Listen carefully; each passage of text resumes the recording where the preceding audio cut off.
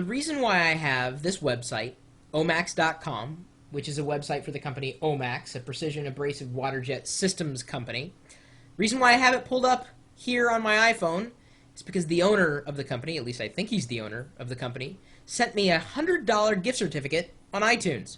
He sent it to chris@perillo.com, and he just sent it because he always wanted to see his logo in one of the videos that I recorded for YouTube at live.perillo.com.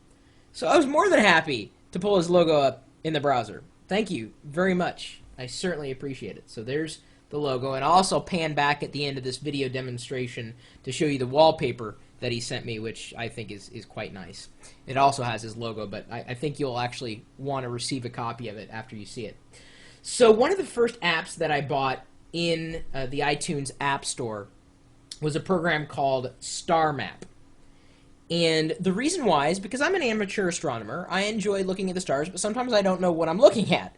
And it's nice to be able to search for all sorts of objects. Well, the Star Map description explained that it had in its database literally hundreds of thousands of visible stars that you can search through, that you can pinch and zoom as if you were looking through a telescope. You could search for galaxies, nebula, any kind of passing objects.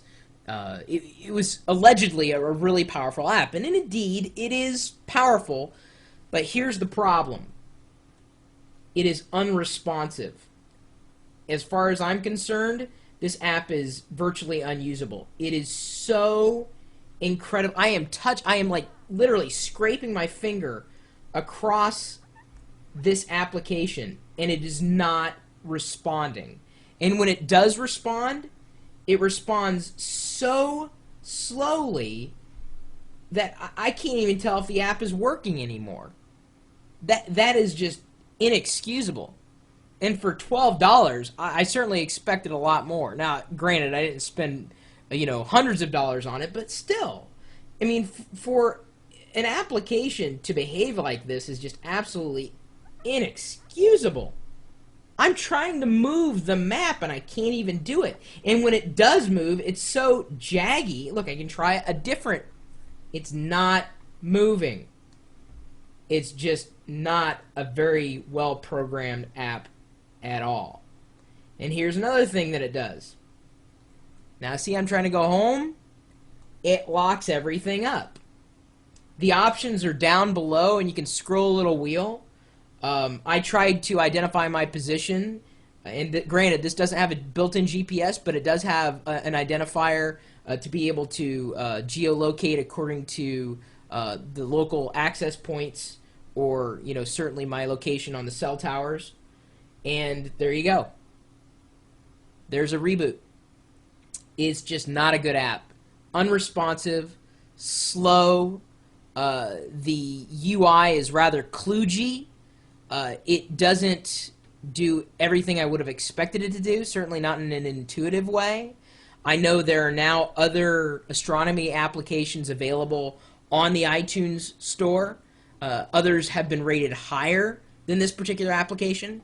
Had I seen a video review of this particular app on the iTunes store, I would not have purchased it.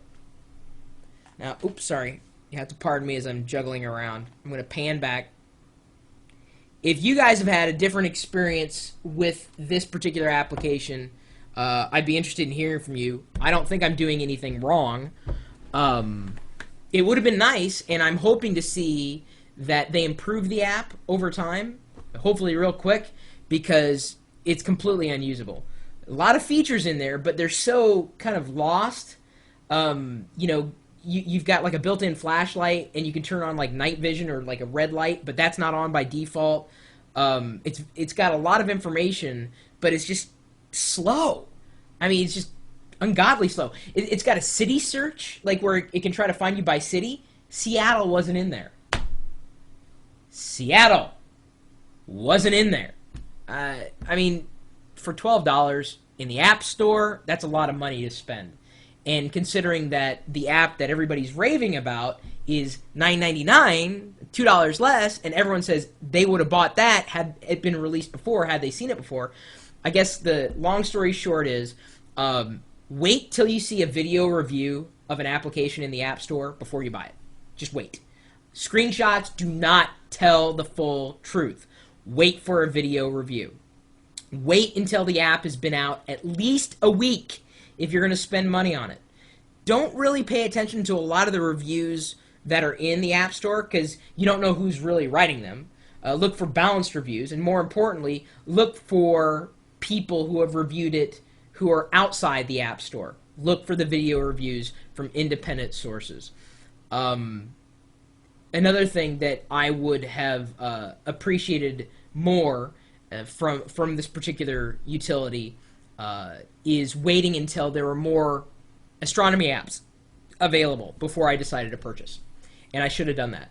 So there's just some tips for you, probably 3 or 4, if not 5 useful tips if you ever want to buy anything or are going to buy anything through the iTunes App Store apps for your iPhone or iPod Touch. But again, I have to thank these guys over at omax.com. This is the wallpaper that he sent. Isn't it kind of neat? The Omax logo is right in there. Thank you. $100 gift certificate. So now I'll be able to review more iPod apps, and that's going to keep me going for hopefully a little while. Hopefully I won't find too many more bombs, I would say. I mean, that literally crashed right here on screen. It's just, it wasn't a good app. This is another thing I'm hoping the App Store will be able to do is provide better revisioning so that I can see when an app has been updated. Like in the App Store, like has a new version been released? When was the last time it was updated, etc. Right now, the App Store does not show those details, which is kind of needed for this type of app. I mean, normally, like with a television show or a movie or a song, it never changes. But an app is going to evolve. And Apple needs to do a much better job at surfacing the details of an application, making it, you know, more likely that I'm going to purchase an app that has been revised. If I tell you, if this app doesn't improve quickly, I am going to give it like 1 to 2 star in the App Store, and I'm hoping that other people are going to pay attention to that. But now I've passed along my tips. Maybe I've saved you $12 if you were looking to buy this. Don't. At least not right now until you hear from me again on it. Anyway, my email address is chris@perillo.com. Maybe you've had experiences with the other apps that you give 2 enthusiastic thumbs up to compared to this one. Or you know of any other apps that you've tried and that you believe are worth the money in the App Store. You're also welcome to stop by the website where we're streaming live 24 hours a day. And yes, I do accept donations in the form of iTunes gift certificates. This is the biggest one I've ever received, ever. Like, gift certificate.